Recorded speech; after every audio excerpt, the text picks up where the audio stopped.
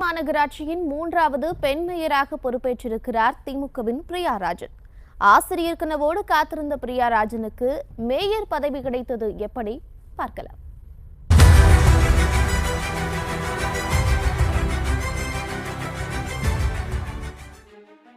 பெருநகர சென்னை மாநகராட்சியின் மேயராக தேர்ந்தெடுக்கப்பட்டுள்ள ஆர் பிரியா என்னும் நான் சென்னை திருவிக நகர் பகுதி திமுக இணை செயலாளர் ஆர் ராஜனின் மகள் பிரியா ராஜன் தான் சென்னை மாநகராட்சியின் புதிய மேயராக பதவியேற்றிருக்கிறார்.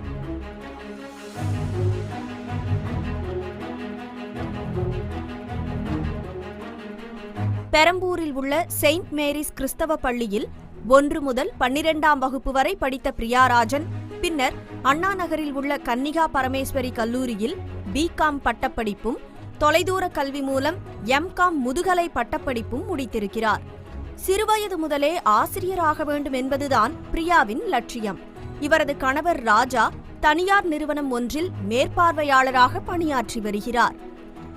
முன்னாள் குடியரசுத் தலைவர் அப்துல் கலாமின் மீது இருந்த ஈர்ப்பு காரணமாக சிறுவயது முதலே தொண்டு நிறுவனங்களுடன் இணைந்து பணியாற்றியுள்ளார் பிரியா ராஜன். ஆசிரியர் கனவை நிறைவேற்றிக் கொள்ளும் விதமாக அண்ணல் அம்பேத்கர் நற்பணி மன்றத்தில் இரவு நேர பாடசாலையில் 1 முதல் 8ஆம் வகுப்பு வரையிலான குழந்தைகளுக்கு இலவசமாக டியூஷனும் எடுத்துள்ளார். அரசியலில் பெரிய ஆர்வம் எதுவுமின்றி இருந்த பிரியாவுக்கு தனது தந்தை ராஜனின் மூலம் 74வது வார்டில் திமுக வேட்பாளராக போட்டியிடும் வாய்ப்பு கிடைத்தது. இதனையடுத்து பிரச்சார களத்தில் குதித்த பிரியா ராஜன் கைதேர்ந்த அரசியல்வாதிகள் எல்லாம் தோற்றுவிடும் அளவுக்கு வீதி வீதியாக சென்று வாக்கு சேகரிப்பில் ஈடுபட்டார்.